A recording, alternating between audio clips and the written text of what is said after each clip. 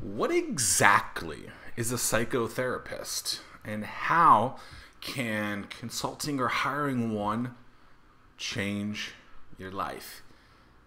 It's an interview with Jenev Caddell. Who knows if I'm saying that right?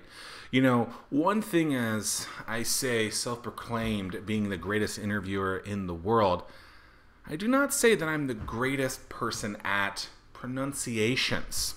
So occasionally, most of the time, all of the time, I absolutely butcher people's names. So I'm sorry, but you can spell it and read it by looking at the show notes. You can also get a free copy of her ebook at mybestrelationship.com/Zack, I think. But all that will be in the show notes. It's going to be awesome, and definitely want to check out that free ebook as well. So what's interesting is I love, and I say this all the time, I love having conversations with people, especially on things that I don't necessarily know a lot about. I have trained myself, some people think this is crazy, to only learn something when I absolutely need to, right? So I don't go and study things that I don't need to. So a lot of the stuff that we talk about in today's show, I was learning about kind of firsthand. Maybe I heard about it years ago, but I'm learning about it now, and then I'm really intrigued. I think that's one of the reasons why I am good at interviewing people, is because I'm genuinely interested in the actual interview process with people. So we're going to talk about how to connect with someone, why it's important. If you're feeling lost, which I'm sure a lot of you are, what exactly do you do? Something that I think is insanely important is tracking qualitative goals, not just quantitative. And we talk about the ins and outs of that and how to do that. But most importantly,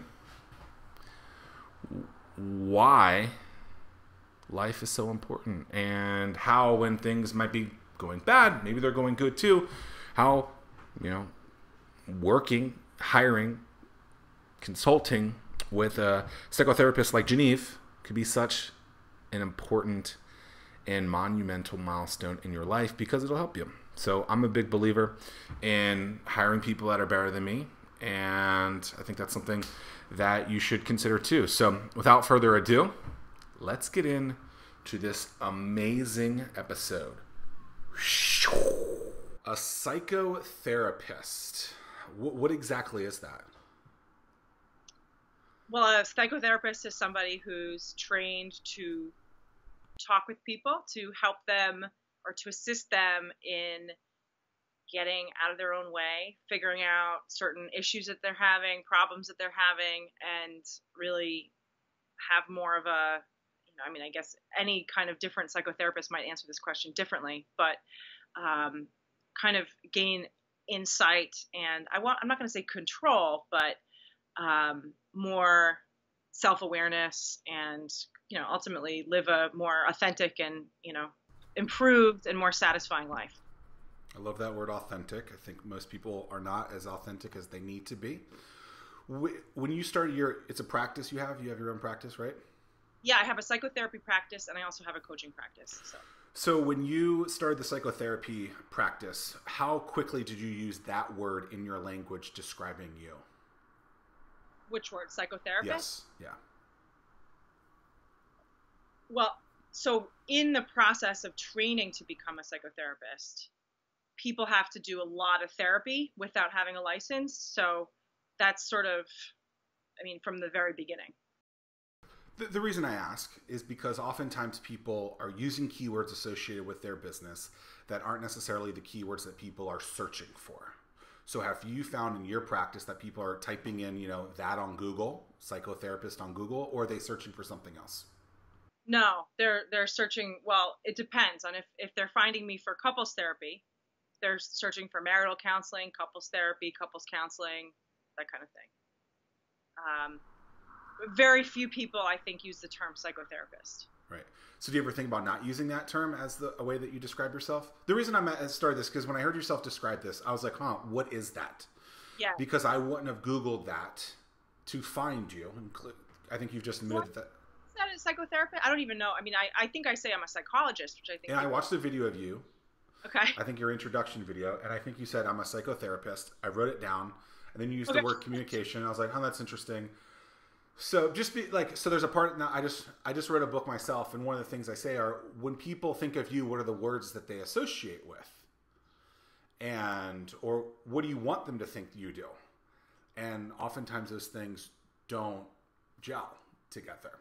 And so it made me think, oh, I'm going to ask this question because I kind of know what a psychotherapist is, but at the same time, like, how is it helping you in your day to day? Yeah, it's a good thing that you found because it's probably, not supposed to be there.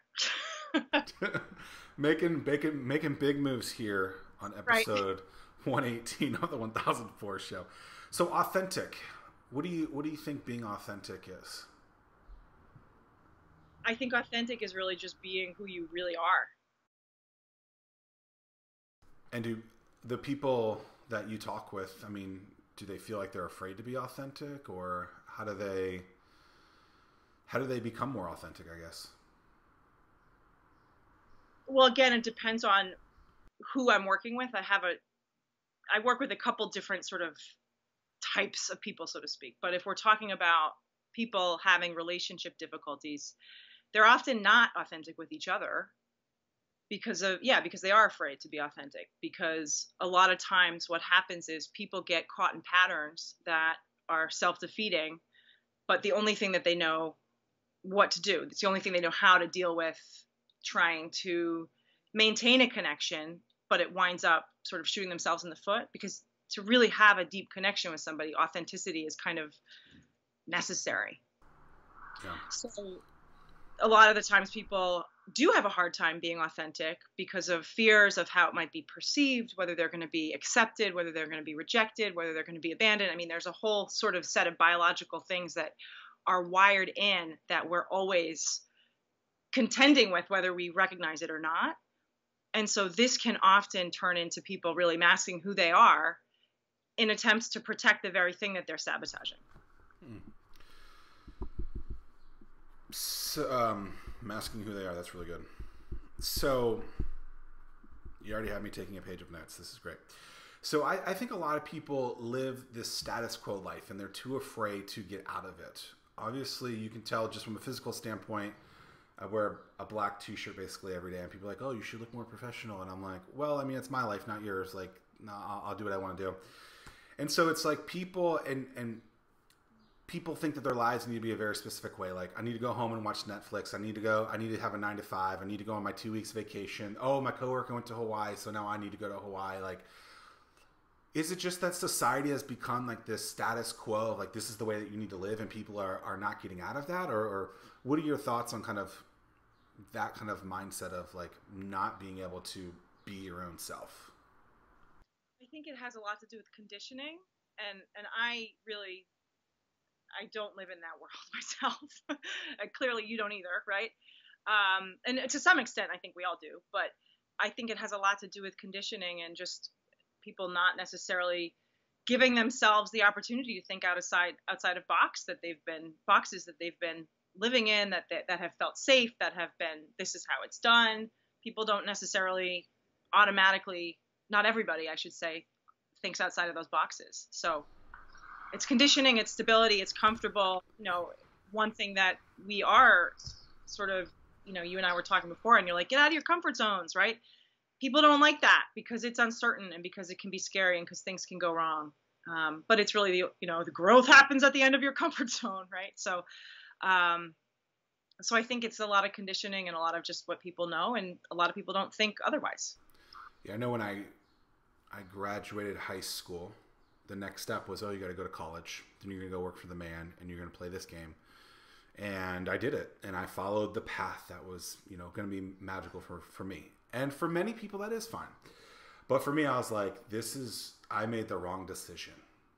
And, it cost a lot of money. I was miserable in a place, and I didn't necessarily know how to get out of that box myself, but I knew that I didn't want to be in that kind of comfort zone that wasn't a comfort zone anymore. So what are some strategies for someone that might be, I don't know, like uncertain or wants more, but is too afraid to get out? What's a couple of tips to start getting out of that zone? It's a great question. I think the best thing that somebody can do is connect with somebody who, not to sort of model after them necessarily, but find mentors, find people that are, doing something that lights them up. I think it's important for people to kind of reconnect to themselves in terms of, a good question for anybody to ask themselves is, if they're kind of feeling lost stuck in a box, it's like, well, what do you love to do when you were a kid, right? What do you love right now? What is something that, Joseph Campbell said, right? Follow your bliss, and where there were walls, there will be doors, right? And I know it's not that simple, just, follow your bliss and everything will come to fruition, but there is some truth in that. And so I think a lot of times things that any of us do, that we all have our different skill sets. We're all, talented at different things. We all care about different things. We're all passionate about different things. And what comes easy for somebody is usually what they tend to be pretty good at and what they might enjoy, and they might take it for granted. So I think to kind of really go on a journey of self-discovery, whether that's by talking to other people, by doing, there's so many different kinds of self-discovery tools that people can use on their own as well, to really kind of get to know who they really are and what they really want to do. Because like we were saying, we can talk to each other. We're in different parts of the country right now. You can talk to people from all over the world. It's just becoming easier and easier to really kind of go after whatever you want. So I would suggest really getting to know yourself and finding that who is that authentic person inside of whatever box you're in. And you haven't even read my book yet, and that's a part of my book. Look, I'm excited to read your book. So I say it's like taking inventory of the last 7 days of your life, or the next 7 days of your life, basically. And of that, write down what you start searching for, and then or are doing during those times, and then associate that with some sort of ranking, like positive and negative. And then understand what type of life you want to live, and figure out if you can create a life around, reading books and then reviewing them maybe, or doing some sort of, I love going, personally, I like amusement parks. So I never did this, and it was a mistake that I should have done, but when I was visiting roller coasters growing up, I should have created content, taken pictures and videos of those things, and create a blog around that. Now there are people who have done that, are making millions of dollars doing that, and they're doing the thing that I love. No, it's not a big deal. But my point is very much like what you're saying. Like, what did you love as a kid? Bring that back. I just did a Facebook post today about if you're out of if you feel like you're in prison, if you feel like you don't have your creative mojo, what do you love to do? And try and bring that back. Find a hobby, get that in. So there's two things that you just said that I really want to talk about. So you said connect with someone, then use the word mentor. Mentor is a word that now I think is kind of like entrepreneurship has become a buzzword, where everyone's a mentor and everyone can give you kind of advice. Where in the spectrum of where you are currently should that mentor be with you? Parallel, a couple of steps ahead, someone that's 30 years retired? Because I think a lot of people will watch, I'll use the Shark Tank example, where they're like, oh, I watch Shark Tank, so when Damon John said this, I can take what he says and give you that advice. And so a lot of times people are giving advice, but they've never actually lived it. How does someone actually find a mentor that is paired with them, that's actually gone through or can understand the struggles that they're going through? Well, one piece of advice that I think we hear a lot is to find somebody who's where you want to be. Right? Now, in terms of me, I think we all have blind spots. So I don't necessarily, there are people that I look up to that I've learned a great deal from, educators, psychologists, people like that. But I've also had my own coaches, right? Whether it's a business strategist to kind of see blind spots in my own business, or a mindset coach who's helped me with my blind spots in my mindset, which there have been plenty of. So I think, I guess to answer your question, I think it really depends on what somebody's looking for assistance with. But if it's kind of like, let's say I've really discovered that, I am really passionate about karate, even though I don't know a thing about karate, well, I would go find somebody who can teach me karate, right? And maybe I want to open a karate studio because I'm so excited about it, and they've done that, and then they could kind of, again, is it 30 years of experience? Is it 5 years of experience? I don't think it matters that much, just so long as that they're a few steps ahead. I appreciate that. I really love the karate analogy, because I usually use a business analogy where it's like, oh, someone is telling you how to start a business who never started a business themselves. It's very hard to get advice from that person. Absolutely. Well, I think people do that, right? 100%. Yeah. I like to use like you wouldn't go to your accountant and ask them for dental advice either, probably. Or you wouldn't go get heart surgery from, your mechanic, right? I mean, maybe you would. Who knows? And then it doesn't work. So you said you have a couple of different kind of target customers or customers that you work with. You work with relationships. You do the coaching kind of stuff. What other kind of individuals or couples do you work with? Well, so in my psychotherapy practice, I'll work with any couple that's having relationship issues, and short of domestic violence or abuse, where couples therapy is really not the sort of treatment of choice, so to speak. But in my coaching practice, I work with more, I've seen sort of couples, but I usually work with more individuals, entrepreneurs, high achievers, high performers, to kind of help with some of the relational pieces, some of the emotional pieces, the self-awareness pieces, mindset issues, that kind of thing. So they're kind of separate. One is more, and in therapy, I'll also see individuals from time to time, with anxiety, depression, things like that. But my specialty in therapy is really on relationships. And there's overlap because certainly, everybody's got relationships, right? Oh, we hope. Yes. Well, we do. We are relational by nature. Not necessarily romantic relationships, but sure. Relationships. Do you think people should be more proactive in using a service like yours than reactive? Oh, yeah. I mean, in terms of like relationship counseling, 1000%. I mean, their statistics show couples wait through an average of 6 years of distress before finding a therapist. And the problems just get worse. They think, oh, it'll just blow over, it'll just go away. But it's like, if you kind of get ahead of the problem, I liken it to like a pebble in your shoe. It's kind of like, oh, it doesn't really matter, it's fine. But then you go out running a few miles, you're running a marathon, you've got a ripped up and a bloody foot. So I definitely think that people should be proactive when it comes to dealing with relationship issues. I had a pebble in my shoe this morning. I definitely took it out immediately. Wise man. Oh, that's interesting. Yeah. I can just say one more thing because I think it's really important. In the last 20 years or so, which again is not a long time in the history of the world, right? There have been discoveries about relationships and about how love works and about how to connect with people that I know for sure I hadn't been taught. Nobody that I know, learned this stuff. Few learned it from their parents. Nobody learned it in high school. And this is just, I think it should be mandatory education for everybody because it's game changing. It's life changing. And so I came upon this information myself, 2 years into a relationship. That was fine. It was 2 years in. I'm now married to the person. And I don't know if I would have been able to pull it off had I not known what I learned from just kind of even intellectually understanding this information. So I just want to say, I think, yes, proactive is the way. I probably 100% agree. The internet obviously has evolved. We talked about how it's a great way for us to communicate, but also it is a great way for a lot of really bad things too, I guess. If people can't understand that most people that are posting on Instagram aren't having the best day of their life every day. Every day.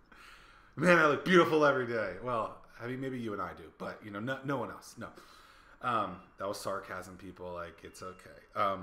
So how do you kind of teach the internet to have people kind of get off of that, or to understand that, hey, not everyone is having the life that they think they are? Yeah. I think on some level people know that, but I think the problem with the internet is that we're becoming more and more, it's a good thing in that we can digitally connect, right? But it becomes this sort of escape as well. And it becomes, I guess my answer was mindfulness and sort of just being able to be present with people in your life, right? And I mean, the question, I guess I'm not really completely sure about your question. Is it like, how do you tell people that they're not? I mean, so people have, social media has become this big, crazy problem, I think, to a lot of people. And I think it stimulates a lot of even worse problems because people see one life from someone, kind of like what we were talking about before, like, I just want to go home and watch Netflix. I want to work the 9 to 5. I want to go to Hawaii, whatever. And like, oh, well, my coworker's doing this, and my friend from high school who I don't talk to anymore, look at how magical their life is. And so I think a lot of people feel that they have to live that kind of life as well because that's the status quo. And how do you get kind of people talking about social media and these being challenges, or the internet and people kind of having issues with that in their lives, and how do they kind of understand? Yeah, well, what I see is more of a problem in my work is that becomes a replacement for a real connection. Whether it's, superficial, not that they're all superficial connections, but whether it's, it's not so much keeping up with the Joneses, or the Facebook Joneses, or the Instagram Joneses, so much as it's, where are you? You're checking your phone. You're not looking at me. Right. I heard a statistic that 25% of young people, I heard this yesterday. I was watching a training on trauma, actually. And I don't know where this statistic comes from, and I don't know what defines young people, but 25% of young people text while having sex. Which, I mean, I have my own problems with, not always paying attention to my significant other because I'm responding to a message or something like that, but it's not while having sex. Just let's be clear. I mean? So again, it's becoming this, it's a real problem. It's a real addiction. It's a real problem. It's taking us out of the present moment. It's taking us away from our real connections. So I am mind blown by that. Talk about not being in the moment. Yeah. Well, that's why I'm saying it, because that's sort of more of the issue that I see. Not that people are coming in and saying they're texting while they're having sex with me. I've never heard that. But it's an issue, right? Just not being present with each other. That is, I don't even know where to go with that. Like, what does mindfulness mean to you, or how do you define it? Being present, really. Yeah. Being self-aware, being in the moment, being with the person that you're supposedly with, right? And really being attentive, or with yourself. It can be just with yourself, and understanding your feelings and your emotions and your bodily sensations and your thoughts, and just being self-aware. I think you might be shocked by this. When I tell people this, they're shocked. About a month ago, I deleted all social media off my phone, and people are like, "How do you live like that?" I'm like, "Better." Like, I have a busy life. I'd already turned off all notifications off my phone anyway. And then I just felt that, like, there would be times where I would, like, sit around and be like, oh, I can look at cats and babies and scroll Facebook for a few minutes, and then a few minutes turn into a few hours, and I'm like, oh, this is kind of a problem. And so I think that's kind of like being mindful. And my wife will sometimes send me Facebook messages, and I'm like, by the way, I don't get these because I'm not on Facebook as much as you are, apparently.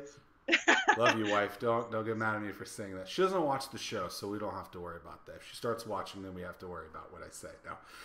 But she'll send me things. I'm like, just text it to me, because that's the only way I'm going to get it. Or email it to me, and I'll check it when you do that, because I don't need these things. And I think more people feel that they have to, be on this cell phone, and it's just like, no, like, who cares? So you have a book. And you produced this book when? I think 2013. Okay. What was the game plan behind that? Why'd you decide to write it? I thought of it as like an oversized business card in some ways, and to really kind of reach people with this information that rocked my life, and in a way that it's kind of a workbook. So I thought of it as something that could help people, again, who are not in a proactive way, right? So somebody who might not be at a point of needing to hire or not being interested in hiring, say, a full-on relationship therapist, counselor, that kind of thing. But, we're in a relationship, we're wanting to figure out, okay, well, what's the secret to this whole thing, right? So that was the intention behind it, almost like a premarital kind of thing. That's sort of, and it wasn't premarital, but an educational book for couples to really solidify and improve the relationship that they have. Very cool. How have you advertised that, gotten in front of people? Like, what was the strategy behind that? There was none. Just put it on the website and go. Yeah, that was it. I mean, I didn't do much to promote it or anything, to be honest with you. Has that worked? That strategy? Has it worked in what way? Well, I mean, do you feel satisfied 6 years later with sales, downloads, etc.?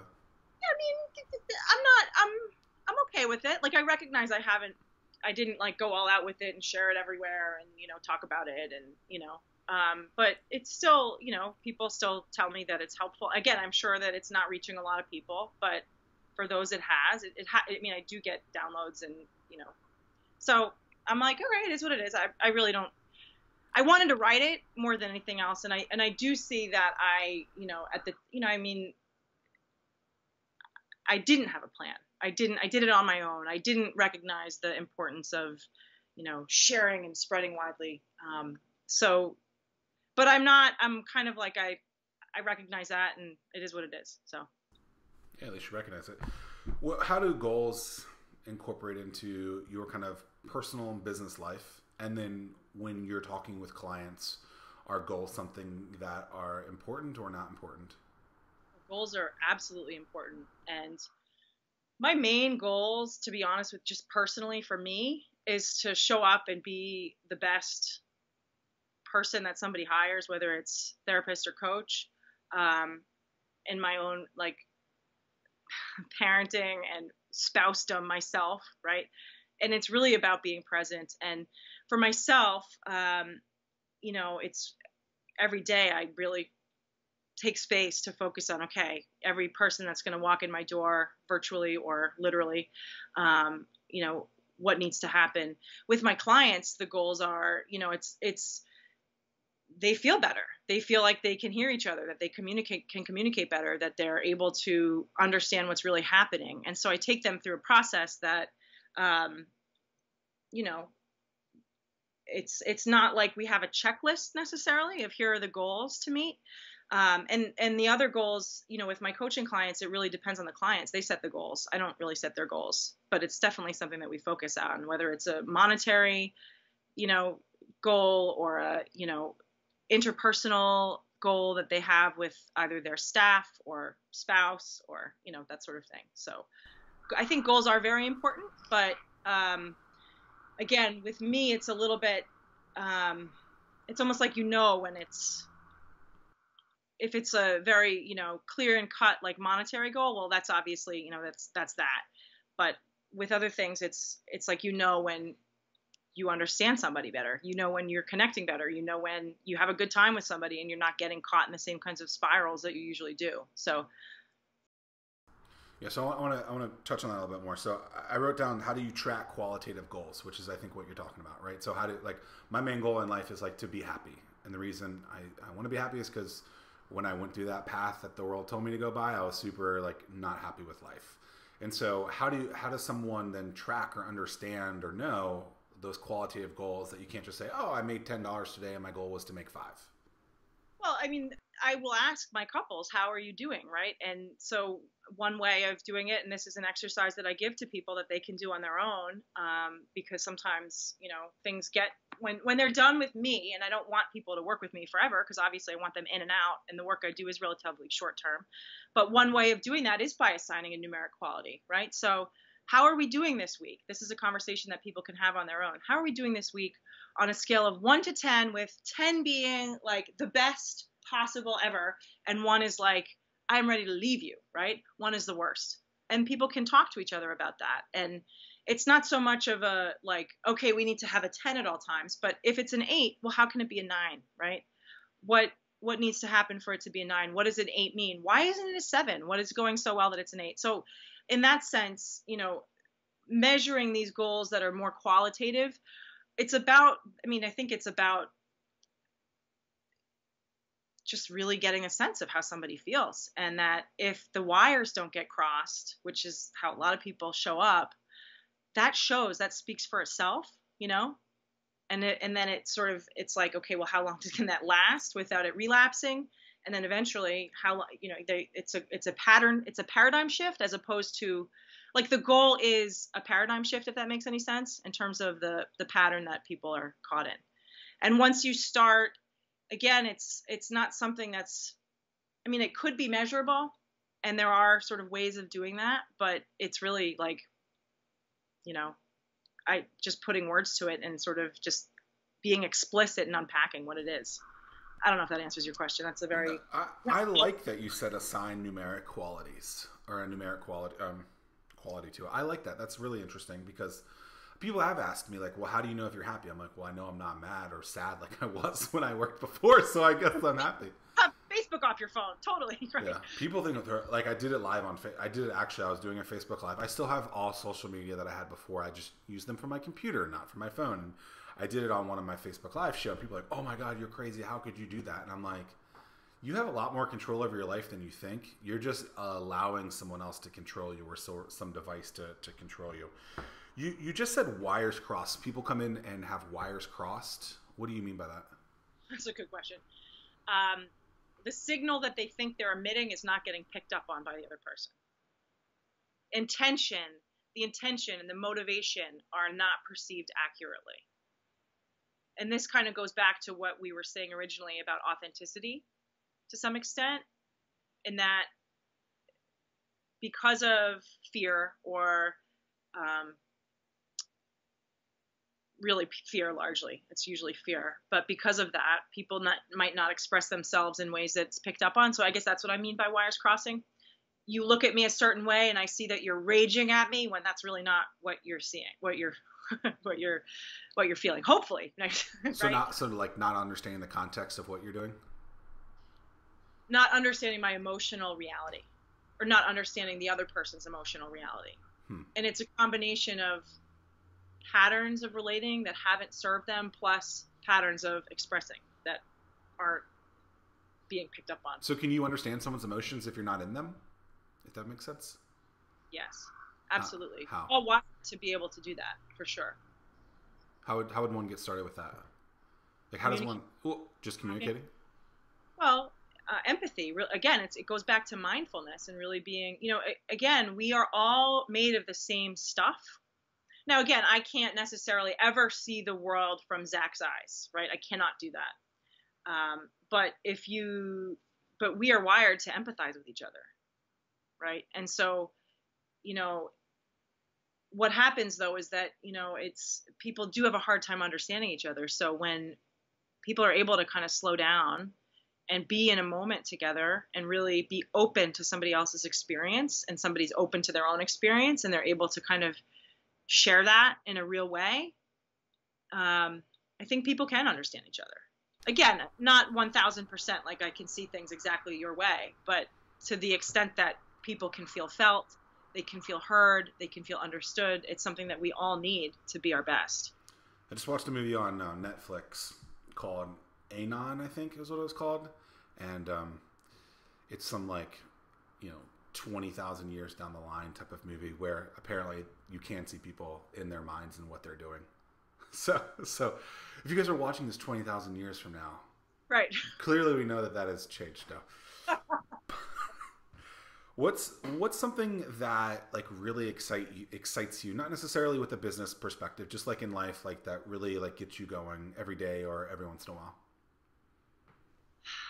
I love running. I mean, I think that's really fun. I mean, I know that's not really, I don't think what you're looking for. But just I'm looking for whatever it is you do. I want you to be authentic. Yeah, I mean, I think, I'm really excited by my kids right now. They're little, and it's just so much fun to see them just grow and learn things. And, it's obviously a double-edged sword because sometimes I have a hard time being present.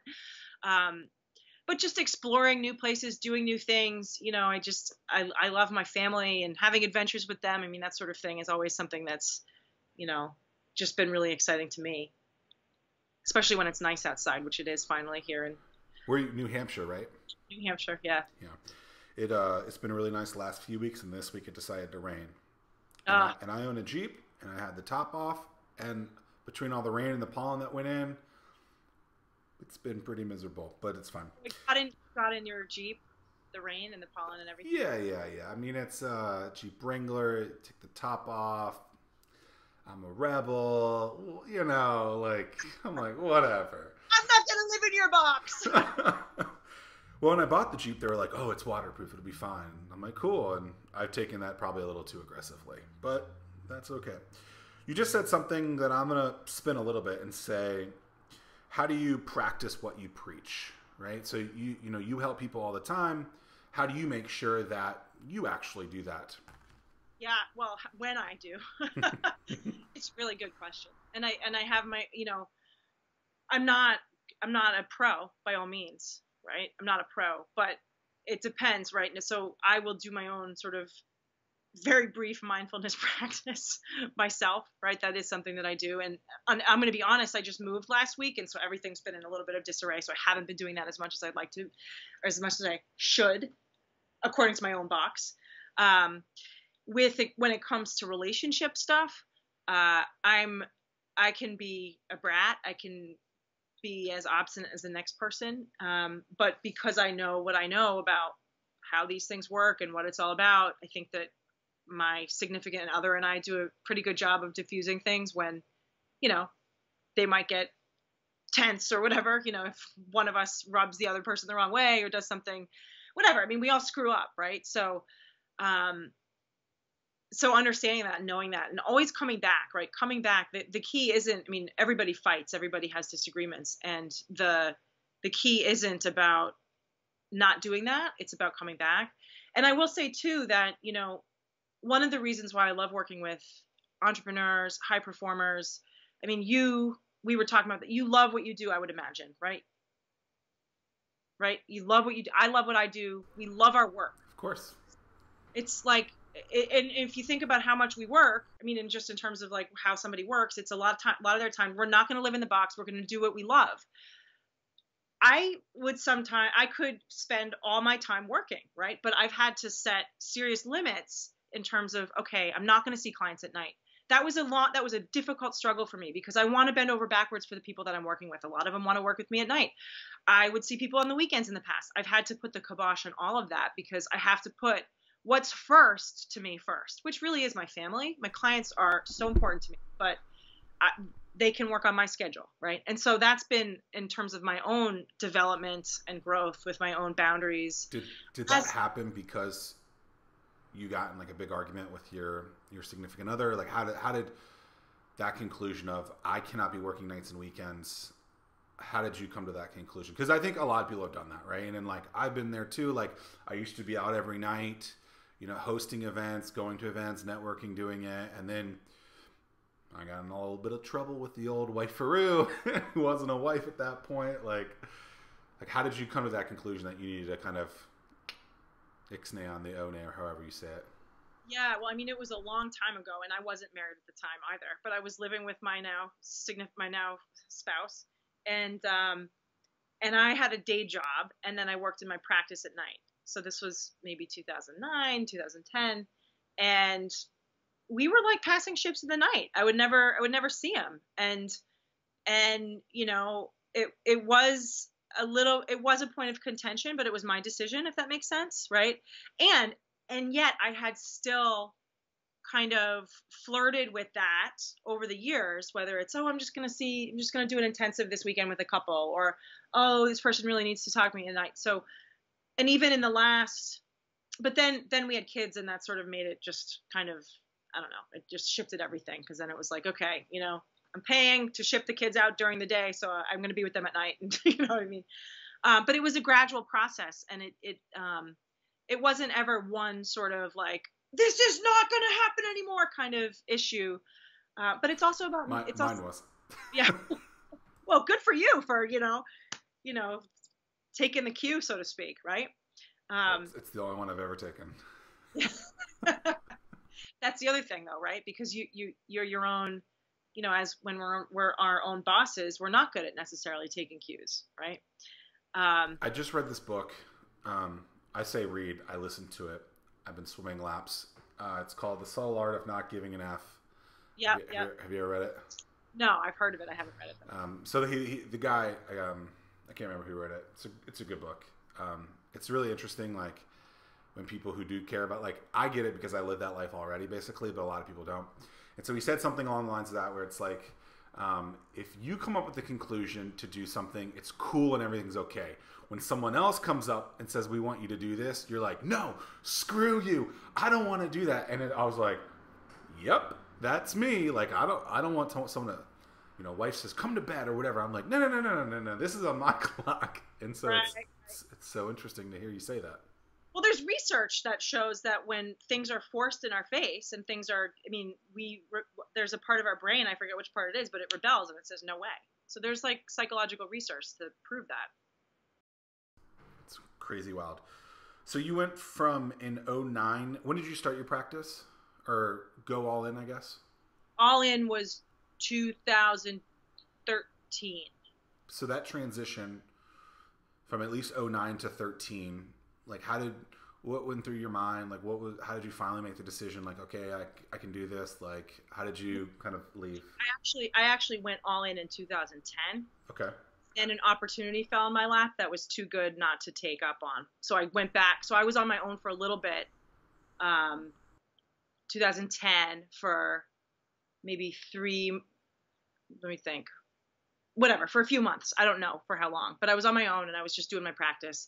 And then an opportunity fell in my lap. So then I took a job until the end of 2012.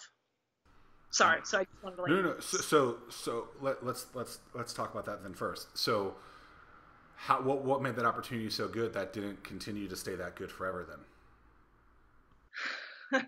I only ask the hard questions. No, it's I'm just thinking it was a job in higher education. I sort of went, there was a lot of administrative stuff. I'll just put it that way. I started off as a student counselor, which was so much fun. And it was so great. And was a director of clinical training, which I loved, where we would train, doctoral students in psychology. Eventually directed the center itself. The job became way less clinical and more administrative, which I don't care about higher ed BS. And it became a bureaucracy. And I was like, I had a baby and I was like, you know what? Screw this. I'm out of here. So you wanted to do it for the students, and then the students basically became a really small percentage. And then you were like, I'm not doing this anymore type of thing. Yeah, I was just like I don't need to go to these meetings where people would talk about dumb stuff. And I mean, my own perception. I just didn't, the politics, it was just not, it was what, I coached a swim team for about a decade, and the kids were the easy part. The parents were the real pain. And I'm like, so there'd be like 150, 200 kids. And I'm like, that's 400 plus parents. Like that's the administrative part. Even though it really wasn't that administrative, like the type that you're talking about, that was the pain. The kids was the easy part. Yeah, they're great, right? I mean, it's just, I'm sure it was a joy. That's so cool. Coach for 10 years. Yeah, good times. I've thought about doing that again, but I'm not going to. Maybe when I have kids. So then, okay, let's talk about that transition. So you were doing something else before, and then you decided to go all in on your own. Was that a hard decision? How did you have that conversation with your husband? That type of stuff. No, it really wasn't. It was sort of like, okay, this is what I've got to do. It worked out. It really wasn't a hard decision. When you set kind of business goals, financial goals, how have you kind of put those together? And how many people do you have anyone else working with you at your practice? No, it's just me. Okay. It's a part-time practice. I do have some online assistants, like independent contractors. Mm-hmm. So how do you kind of set financial goals? And it sounds like you have a business that's some sort of capped because there's only so much time in the day. Do you ever think about maybe being able to expand that and make it bigger? Or do you care about that type of stuff? Like when I started my practice, I did think, okay, I'm going to have a group practice. But then I sort of fell into the world online and I started doing more group programs and that sort of thing. So I kind of became less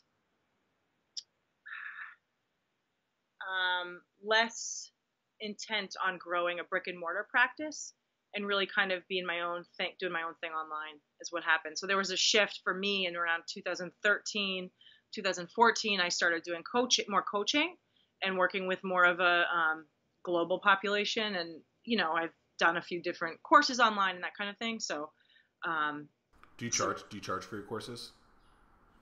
Yeah, I do. How did you kind of come up with those prices? There was really no science to it. I mean, it depends on what felt right to me, what felt like, people would pay, a little bit of a mix, What's the range at? What's that? What's the range of pricing? I don't have anything being offered in terms of like a course right now. I did a 6-week program with, I don't remember if there was, with live coaching and that sort of thing. And it was like $500, something like that. Right now I have just an ongoing group program that people can join. And I wanted to make it kind of like a no-brainer price so that, again, proactive, right? So let's say somebody was they want to access this information. They're not necessarily in a relationship crisis. They want to understand how to create deeper relationships, stronger relationships. That's sort of like it's like $47 a month, that kind of thing. So again, it's not like, it's something that if somebody wants the information, they can get it. You know what I mean? Yeah. So I have this theory that we should be treating the relationships that we're trying to gain as friendships, as you would a friendship, meaning don't just try and get business from someone, trying to create a relationship with them. So you and I met through Alex Young. He was on my show. I then ended up on his show, and we continue to communicate. And I help him with some stuff, and he's like, "You truly are like this like anomaly." That's the name of my book. So I'm like, "Well, of course I have to be that if I am." But I'm like, "No, like I want to help people. Like I want to create these friendships. Like I'm not just reaching out to people and be like, okay, I'm never going to talk to you again." No, yes, occasionally that does happen, but like, do you think that trying to create friendships is that mindset can help people build stronger relationships? Absolutely. I think it's a brilliant mindset. I think that, you ask me, how do I practice what I preach? I'm really not good at that myself, to be honest with you. It's my own medicine that I need to take, right? And I think it's absolutely, we are wired to connect and to be with each other and to support each other. And when you have that mindset of, okay, well, how can I support somebody? How can I connect with them? How can I be their friend? I think it's brilliant, and I think it works, and I think it's for everybody's benefit. Yeah, I think it's great. I didn't realize I was doing it until I was at my favorite restaurant that I go to like 3 times a month-ish. I'm actually going there later today. And I always bring someone new, and I'll end up always having the same waitress. And she's like, "Oh, you have a lot of friends that you bring here." And I'm like, well, "That's really interesting. Like, maybe I do." And so I was like, "Oh, I create a lot of friendships. Maybe that's what I do." So that's kind of how it happened. Well, that's great. It's great. Yeah. I mean, you treat people so much better when they're actually your friend and you have that real relationship than you do when you're just like, you're just like, here's this business card. Right? Yeah. Right. Or this little icon on Facebook or whatever, right? Exactly. What's something in life that you haven't done that you want to do? Oh, I hesitate to say this because it's only been a passing thought lately, and I don't know if I really want to do it or not.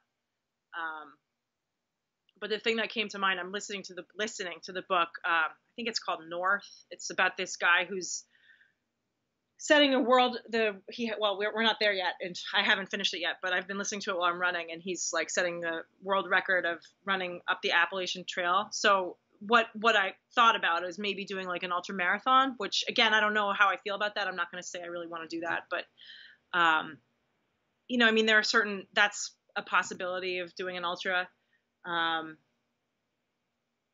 But again, I'm not committed to it.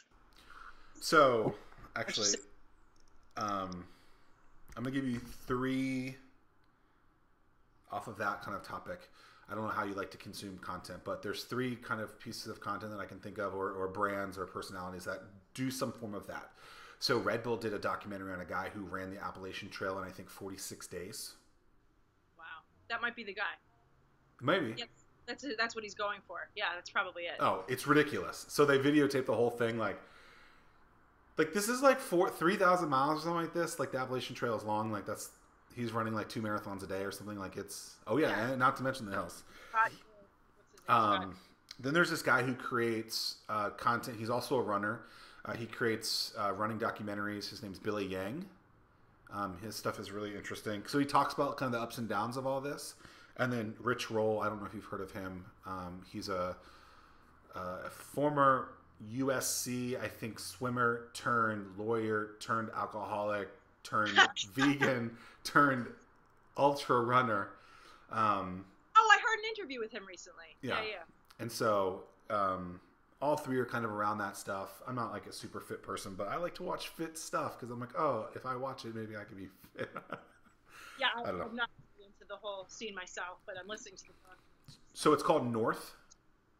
I don't even... True North, maybe? True I don't North? even... I'll find it. It's by the guy that you mentioned, Scott Durr something. I will, and I'll put all this stuff into the show notes for you guys listening as well. Is running that ultra marathon like a bucket list item, or like do you have something on your bucket list, like jump out of a plane, or like help 14 million people? I'm using my friend's analogy. I'm playing with house money right now. Every day is, I feel good about just if I died tomorrow, it would be good. I think you have to live like that, and also knock on wood. I don't want to. It'll be devastating. When do you retire? Never. I never want to retire. I mean, I'll slow down, but in terms of the work that I do, do I want to work, like right now I work 5 days a week. Am I going to want to do that when I'm 80? No, I'll work like 1 or 2 days a week, but I'm never going to retire. You'll be sipping Mai Tais on a cruise, and then you'll go into the room. How do you stay educated? How do you kind of educate yourself? I learned from some of the experts in my field. That sort of is what keeps me on top of things. Usually, and then in terms of I read, I listen. I do a lot of listening myself. I'll go to training, that kind of thing, like just continuing education seminars.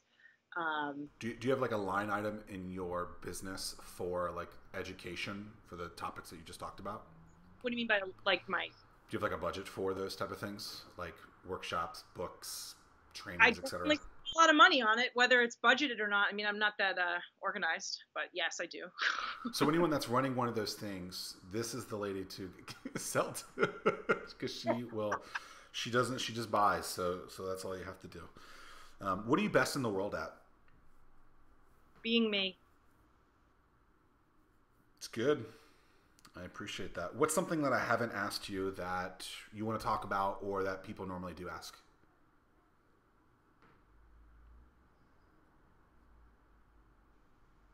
I think a question that, that's important for all of us to know. I mean, it's not a question that you're asking because I think you know the answer, right? Or think you know this, which is just, why is connection so important? And so that's a question. So why is that important then? All right. Well, it's how we're wired. And I think that a lot of the times within the entrepreneurial community, for people who do live outside the box, right? Who live outside the boxes, I know, at least for myself, until I learned about this stuff, I maybe didn't think it was so important. I thought, oh, I'm fine. I can do everything on my own. I'm sufficient, self-sufficient. But it's really a myth. Our biological imperative is connection. It's sort of like what we need to be our best. And, you mentioned how sometimes, well, I'm really excited to read your book, Anomaly, but you mentioned how you create friendships with people and you really do create those connections. Whereas a lot of times it's like, whatever, like just see somebody as like the next sale or the next whatever, just a means to an end, more of a transaction. But the reality is that I think that's sort of, unfortunately, a lot of what we see out there in terms of not necessarily fostering those relationships and deepening them and, connecting in that way. And a lot of the advice I've seen out there for people having relationship difficulties is to just kind of like excise the person from your life, just cut out the toxic stuff and just move on and just sort of slice people out with a knife, where I don't think that's necessarily always, I mean, sometimes if it's super toxic, it might be the best solution, but not all the time. And so usually the idea is that we are more than just ourselves as individuals. We are our relationships. We are connections. And so anyway, that's my roundabout way of answering that. So like understanding what's toxic and what's not, and then when to remove. Because I think what you're talking about in these cases is like, so there are people that say, if you're going through something bad, and that like, I use the example in my book, like, think about the last time you got a sales call from someone, right? It was probably your cable person, and you were really annoyed by that because that is kind of it's not toxic, but it's not necessarily a great relationship. That person isn't creating a relationship with you. But if you're having trouble with your brother, your significant other, your sister, your mother, whoever it might be, I think there's definitely those are totally different people. And so I think sometimes people say, oh, I heard this person say this, so I need to put them in this bubble. And it's like, no, you got to understand that like they're clearly two different bubbles here, even though I'm like using one bubble here. I should like be two bubbles. But like, that's kind of like what you mean? Like you clearly know when someone is toxic, I think, and when someone isn't. But how do you differentiate that so that people know what relationships to continue moving forward for, and then ones to maybe not focus on? Right. Well, and it's also understanding where you are in that picture, right? And so the what I see a lot is that people just sort of, the problem I think is that when it comes to, you know, significant people in your life. Now, if somebody's abusive, somebody has like an extreme, you know, they're sociopaths. I mean, that's a different story. But most people aren't that way. Some people are. And when it's a significant other, or like you said, a parent, or whatever it is, a lot of the times when maybe the significant other isn't supportive of the business or doesn't have the same kind of mindset, or all these like buzzwords, right? A lot of the prevailing advice that I've seen out there is to just leave them because they don't get it. And it's not always that simple. And so I just encourage people to look a little bit deeper and look at what they're bringing to the picture and what kind of impact they might be having on their significant other as well. And anyway, and that's sort of what I'm saying. Right? I think that's really, that story is really good. I think you explaining it that way is a lot better than I did. Oh, you helped. That's the doctor in you. Well, I don't know about that. Where can people learn about you? Well, if you mentioned my book, if people want to grab a free copy of my book, that does sell online a little bit. That's what we're gonna like. I'll like that free like Oprah. We're gonna throw in Oprah right now and just like Oprah. You get a book. You get a book. You get a book. It's called Your Best Love. Go to mybestrelationship.com/Zack, ZACK. Yes, and if you go with an H, you're not going to get the free book. You're going to have to buy the book, and it's going to be $40 instead of $20. No, we're going to double the price because I spelled my name wrong. Right. Well, no, you can get it for free. They can get it for free. I'm going to give it to your audience. Right, but if they go to the wrong name, I got it. Charge them. Oh, we got to make a landing page for that. Okay. So ZACK. So it's mybestrelationship.com/Zack. This will be all in the show notes. Get the free book. Who is the book for? What are the takeaways that people would get from it? I mean, the book was originally written for couples who want to improve their relationships, who want to understand what this whole new research around love is all about. I didn't do the research. I've been a beneficiary of it. But I think that the principles in it, a lot of people have told me, you know, who are single and who are, you know, not necessarily working with their partner on improving their relationships, they found it to be beneficial because it does share some of the science behind what relationships are, how we're wired, how to get love right. So that's sort of the audience. How to get love right. I love it. Is there a quote that you live by? I live by a few, but one that comes to mind and, you know, kind of aligned with what we're talking about today is from the person who really shared all this with me. Her name's Dr. Sue Johnson, and she's kind of helped with all this research. And she says there's no such thing as codependency. There's only effective and ineffective dependency. So that's a quote that I share a lot.